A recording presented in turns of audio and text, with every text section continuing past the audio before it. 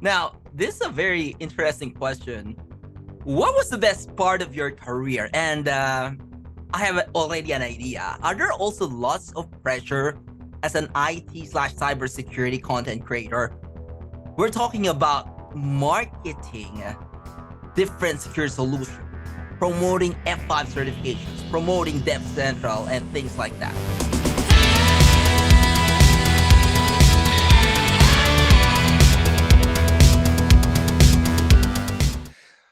So there wasn't, I wouldn't say, okay, so my favorite part or the best part during those years was probably being able to travel, like literally travel around the world. With like, it's kind of this, I mean, I had a dream job. I'm traveling around the world with my, camera bag. And when I arrive, I set up my tripod, I flip the camera on, get a mic and start telling stories. So I've been able to experience, cultures and You meet a lot of food, people as well. meet a lot of people. Got, more often than not, my family came with me. So we'd always kind of extend, a week for some time off and to really, immerse yourself in the various cultures out there. That's probably, that and just the, as I mentioned just the last time, the satisfaction of being able to do something that you really, really enjoy and it doesn't become work. And so when you ask a pressure, there really wasn't, at least I didn't feel much pressure. I mean, certainly there were deadlines, but again, there's not much pressure when you're looking forward to doing this craft or this thing every day. So how do I say this? Not really pressure per se, but there is some, it's fun, but there's, doing a podcast, you have to prepare. Like that's, one of the things I'd certainly learned in the theater was rehearsing, preparing, practicing. And so that I think is where, at least for me, the if there was any pressure, it was more about the the the the creative process, whether it was storyboarding or writing the script or making sure the wording was right, or sending what you're thinking about to someone else and they're like, no, can we tweak it a little bit this way because our message is more about that way. So maybe there was a little bit of,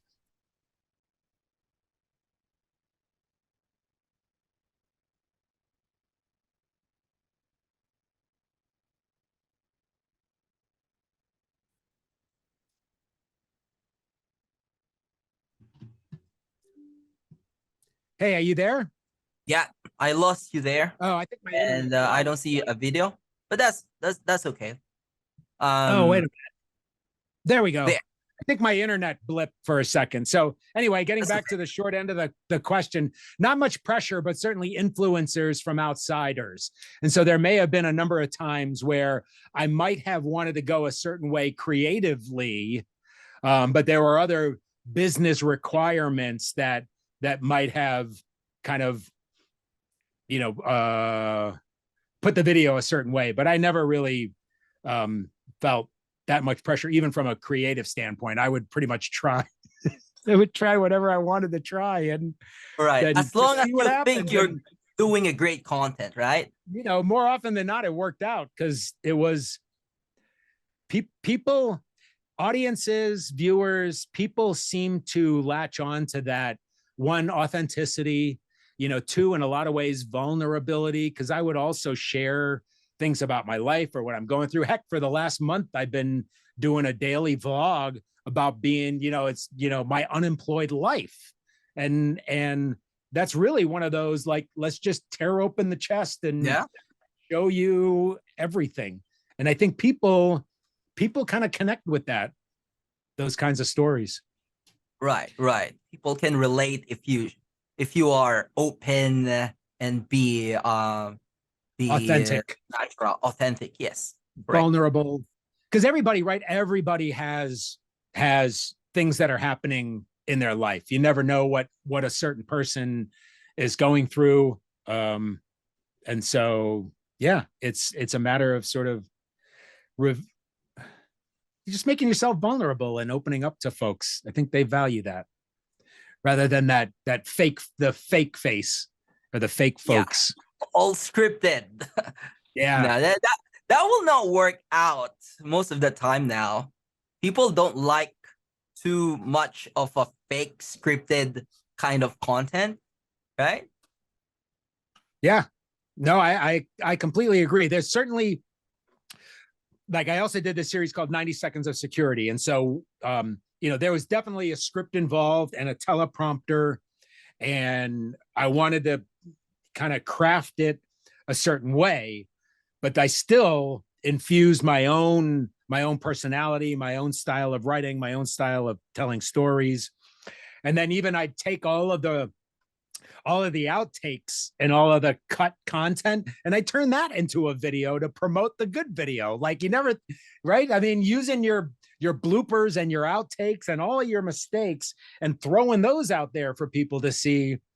Then they're like, oh, I like, because people can get frustrated when they keep making mistakes. Like, oh, I'm so bad at this. Oh, I'm horrible. Well, you know what? Even those of us who've done it for 20, 25 years, we still make mistakes every freaking time. And and if you can put them together in a compilation, then it becomes hilarious. Then you just use that to promote the good video. There'll probably be a lot of cutting room floor from this podcast. All right. Okay. All in good fun. Here's a good question. Where did you get that singing style? And I bet many people love it. That was one of those things where, okay, so how that came to be is, along with being a movie star, it was also, well, okay, then if I can't be a movie star, we'll be a rock star. Like, what child? Well, I mean, no, maybe my daughter really wasn't, but there are a lot of people growing up, like, they think, oh, I want to be a rock star too.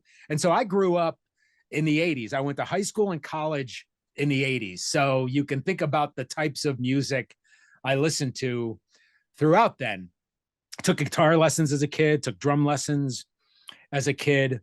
So on the Dev Central team back then, one of the ways when we would have a team meeting, our boss we would always end up, after we did our day-long planning and all that stuff, generally we would order some food and we'd all go into the F5 studio. This was at the old building on Elliott, and we would play Rock Band. So our boss would bring in the Rock Band, game console or what have you, and that's what we would do. And we'd spend the whole night playing rock songs and singing and having a good time. Then I started doing the promos for the Dev Central Connects live streams. And at first it was sort of this sort of, side view, on the ear, reading off camera, and they'd kind of get that inside view, the backstage view of the announcer doing his thing inside the studio. And then one day, so this was during the pandemic, Jason and John were just broadcasting out of their homes, but after the pandemic, is that right? Is that how it worked out? I think so. They were able to go back into the studio. They had a studio in St. Louis. That's where they would do their light boards. I got a studio. The room right next to mine is a spare bedroom that I converted into a studio. So I literally have a video studio in my house, which is, some people are like, oh, if I only had a man cave. Oh, if I only had a home theater, like, that's my whatever. And I've always been like, well, if I could only have a video studio in my house, I'd be set. So I was able to create one. This was the first show that they were going to be able to get back to the studio in St. Louis. And as I'm doing it, I kid you not, it just came out. The boys are back in town, because they were able to get back to the St. Louis studio. And people went crazy, like, holy shit, that was really good. I loved it. And so that's kind of how this whole thing about singing for the promos came about. And then it just kind of, you're right, it blew up.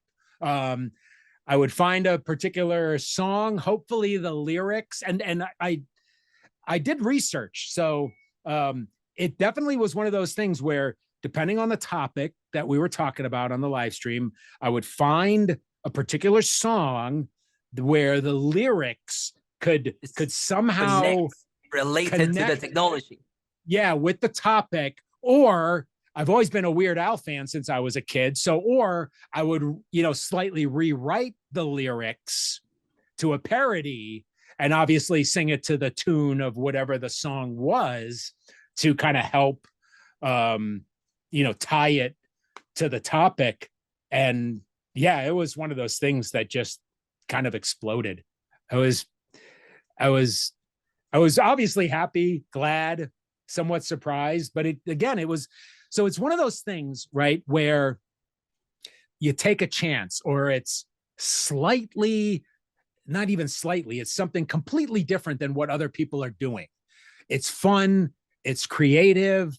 In some ways, it's sort of, self-deprecating, kind of. I know I was off key most of the time, but if you can, there's a big difference between like being on key and selling a tune. And even, you even asked Freddie Mercury when he was alive, would you rather be pitch perfect or, just sing the song? There's plenty of times where he was either like a half step down or a half step sharp on the notes, but you felt the emotion, you felt the energy he was performing. If you put like some of those Queen songs, Freddie Mercury, through the auto tune, where it's exact to each of the notes, it sounds bad. Not that it sounds bad, but it just sounds off because it doesn't have that energy to it. Now, I will tell you, I took it a step too far, I think. So there's when you have it perfect, and then maybe you want to take it a step further. And so there was one time where I even added some the song backtrack to it. The karaoke from YouTube. I'd get the song, and it worked out great for one of the promos. It was for juice. We're talking about the juice shop app. The juice shop where you can go in and kind of play hacker and do your SQL injections and cross-site scripts and all that kind of stuff. So it's a built-out site for just like the Hack Me Bank one used to be many years ago. Now that worked, and it was to Jesse's Girl, Rick Springfield's Jesse's Girl, and it worked well because I could start the tune right from the opening note. So during the opening guitar riff, I could do this, the speaking part this week on Dev Central Connect's live stream. And then because I had that opening and the music part where I could talk over, and then I could get in to the actual lyrics. I worked on this song, I think, for 2 weeks, where I rewrote the lyrics. I was practicing it on my morning walk. I would actually rehearse these things probably 100 times before I'd get in front of the camera. Now that one worked perfectly, and it's still my favorite opening, or my favorite promo for the show. The following week I tried it again, and it just didn't work out as well as it did that first time, because I think I was, there's something pure about just speaking and then a cappella singing and then putting the promo out there. When I started to add like the music and more production and try to make it a little bit more flashy, it just kind of, I think I took it just a step too far with the flashiness and overproduction and trying to get a music background. Now, I'm not saying having music on the, for a background during a video, like, yeah, that's appropriate and works well and everything else. But in this situation, I think I just took it a step too far, and it would only work right? It would only work if I use the opening lyrics of the song. So I could have that opening intro of the song to say what I needed to say, to then start the first lyrics. But if the lyrics, there were oftentimes the lyrics I sang were kind of the middle of the song itself. Maybe it was, the chorus, or the second verse of the song was what I was pulling from. Then having that background it doesn't work, because you just can't, like, I don't know, you just can't, I don't know, start the music at 112 and then I'll start singing. It didn't work. So I think after 2 or 3 tries, I was like, I ain't doing that anymore. I'm going to go back to the purity of off key a cappella, but I'm going to sell it hard and have the best time doing it. Because if I'm having a grand old time doing it, then you know what? Those watching will just smile anyway. It's all what you put out. You know what I mean? Like, if you can look down this barrel and connect with all the people behind you, that's what you want to do. Yeah, I totally agree with you. But yeah, that was really fun. And then after about a year too, right? There just comes, not to say they weren't enjoyed anymore, not to say I didn't enjoy doing them, not to say that I didn't have fun, writing and preparing and all that kind of stuff. It was just after, I think it was like a year and a half, I did those. And then I started then YouTube Shorts came out. So that's kind of these, when things kind of change in the industry, whether it's the platforms, the tools, how things go, going from, white papers to video to whatever. So YouTube Shorts came out. And that's when I started to do just like a morning, holding the phone up with a little morning promo. And those seemed to be well received. And it was more kind of like, and so I kind of wanted to move on from the songs, because to me, they were getting, I'd done it for like a year and a half. They were extremely popular, but you gotta keep things fresh. You got to try something new. You got to do something different. And it was also an opportunity. Okay, YouTube just came out with this shorts format. Let me see what happens. Just like the singing. Let me see what happens. Let me give it a try. Let me see how it goes. And those started to be pretty popular, because then it became one of those things where I'm kind of engaging now on my morning walk. So I'm including part of my personal life, the things that I do every day, and sharing that experience, while I'm also kind of, promoting something for the company. So to me, it sort of seemed like to serve a well, not a dual purpose, even a triple purpose. Just, this is who I am. I always share who I am from a personal perspective. I get out every morning to do this. I want to include you on this little thing. And in the meantime, let me tell you this thing that's happening that you might be interested in the coming week. And it it